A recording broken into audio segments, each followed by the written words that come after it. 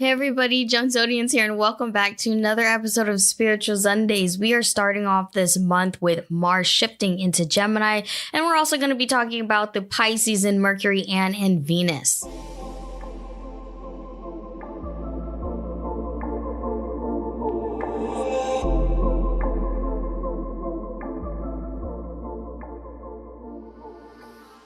All right, so we're starting off April with Mars shifting from Taurus into Gemini, okay, where Taurus was really patient, slow, cautious. Gemini is going to be the complete opposite of that, Gemini is a dual sign, a dual mutable air sign. Okay, so we have the double twins here, we have the twins here, the good twin and the evil twin. That's what I like to see them. They're very mischievous, they're unpredictable. This is a very social zodiac sign too. We also have Mercury in Pisces, but now it's direct, and we have Venus in Pisces as well. So there are a lot of mutable signs in the air right now, in the energy right now. And compared to what we just experienced, or most of us experienced during the retrograde, this is going to be a time of great healing, creativity, and spirituality. You're going to see a lot of people trying to, justify or reason with themselves why shit went down. Okay. You're going to also see a lot of people taking life less seriously. People are going to be more playful. People are going to be more adaptable, more flexible. And with double Pisces in the energy, you're going to see a heightened sense of intuition and sensitivity. People are not going to be delusional anymore because Mercury is direct and not retrograde in Pisces. Okay. This also means that this is a good time to ask for forgiveness or to forgive people who did burn bridges with you. Either you're going to confront them or you're not. It doesn't really matter because, when you ask for forgiveness, it's for yourself. It's not for the other person. But you can take apologies if you want to. This doesn't mean that you need to accept all toxic relationships again. Don't put yourself through that cycle. Girl, boy, whoever's listening, you just went through a very hard lesson during a retrograde. And if you didn't, God is protecting your ass, okay? Good for you. But for everybody else that went through some bullshit, you just learned a very hard lesson from the universe. So do not repeat any of those damn mistakes again, okay? Don't repeat those mistakes. You don't want to bring that back into your life when Pisces waters just flushed it out of your life for a reason, okay? Don't be stupid, okay? Don't be stupid. Now, if somebody were to approach you and just try to apologize for anything that they've done to you, or you feel like you want to apologize to them, don't take it too personal if they just feel like, man, it's water under the bridge, but I don't want you in my circle. You know what I mean? Or you could feel that way about somebody who's trying to apologize to you. It is what it is. Shit happened. You know what I mean? And it's okay to accept that you and this other person may not be in each other's lives, and that's okay. It's okay for both parties, all right? This is also a good time to put up boundaries. During a retrograde, it was very difficult to enforce or maintain a boundary, okay? Because people were provoking, or people were overstepping, or people were trying to, there was a lot of confusion when it came to communicating. Now that Mercury's direct, those types of things will no longer be an issue. So putting up boundaries is a must, and reinforcing them or enforcing them is also a must. Okay. You have to go forward with a newfound confidence, or, a revelation in your life moving forward, where it's just like you're a brand new person, especially after a retrograde. Okay. Pisces washed away a lot of bullshit from your life, or should have, and tried to remove things that no longer were supposed to be in your life. Okay. And we just have to sit here and accept that as is and move forward. Does that make sense? Hopefully it does. Well, There are a lot of things we can take from this retrograde, but a lot of it was emotional wounds, right? It all surfaced. It all came to the surface, right? Pisces pushed it up there. And now with it being direct and with Venus being in Pisces, we're going to see a lot of healing, right? It's the positive sides of Pisces will be taking over. It's that love and that compassion, and it's the forgiveness. It's the healing waters of Pisces during this time. And Pisces is the last zodiac sign of the astrological calendar.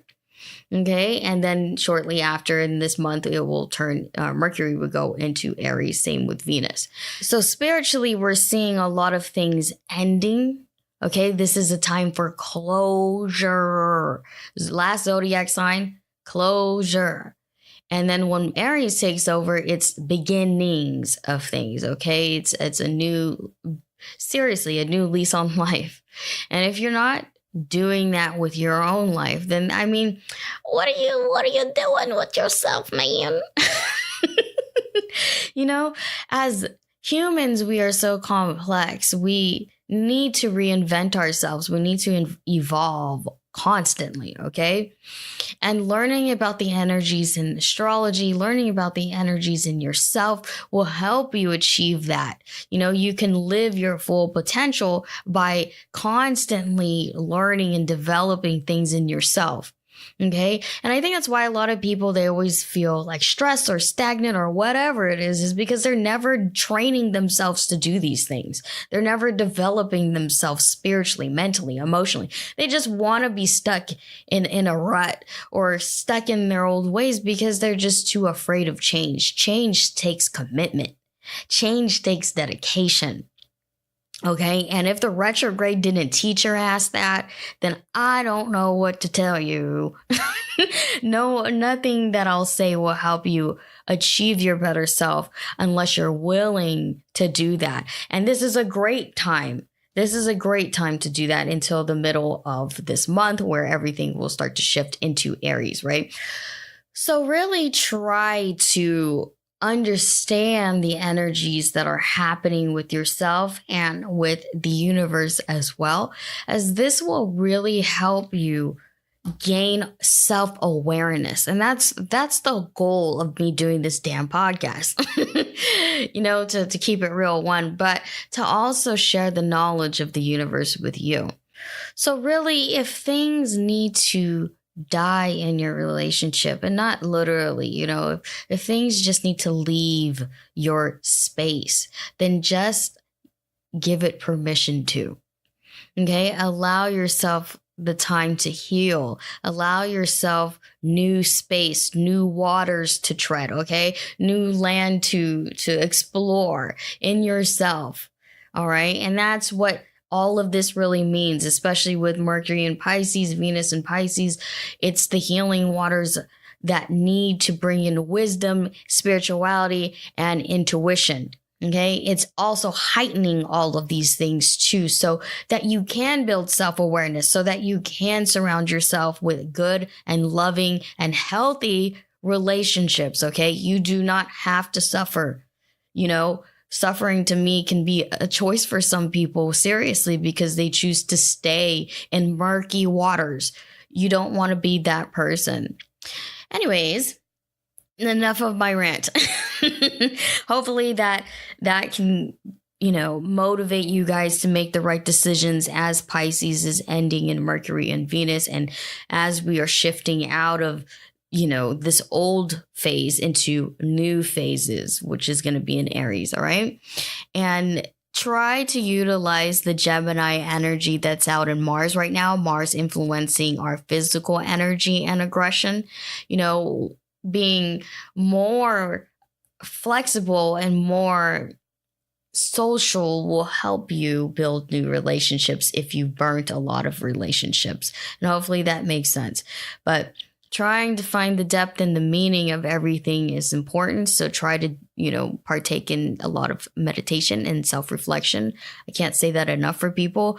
I think people who don't meditate are people who have never tried it. There are different ways of meditating. You don't have to sit there for an hour, you know what I mean? And if that's just not your thing, that's not your thing. I don't meditate for more than probably 5 minutes. And most of my meditation is through writing, really. Like, deep reflection to me isn't just sitting there. I have to physically be doing something. And you might be the same way too. Some people find meditation through yoga. Some people find meditation through, intense workouts, something that helps you focus and not think too much about other things. Or sometimes it's a more creative work where you need to let everything flow and escape it. Everything is about releasing the negative energy. Meditation is releasing negative energy. So hopefully that helps you out with finding your closure. That's why I'm saying all of this shit. We want you to find your closure. We, as in me, the spirits, and God. Okay. So if you need help with that, you know where to find me. Book a spiritual session with me at Zodianz.com, or you can book one with one of the earth goddesses. That's what we call ourselves now. We also have a free workshop coming up for any goddesses out there that want to learn more about spiritual business. You don't have to have a spiritual business. You might need motivation to start your own business. And that is on April 13th. We're taking RSVPs right now. Again, it is totally free for anybody that wants to come, but there's limited seating. So go on my website and learn more about it, or follow me on Instagram at Zodianz. Talk to you guys next week. Love you so much. Thank you for all the support. Love you.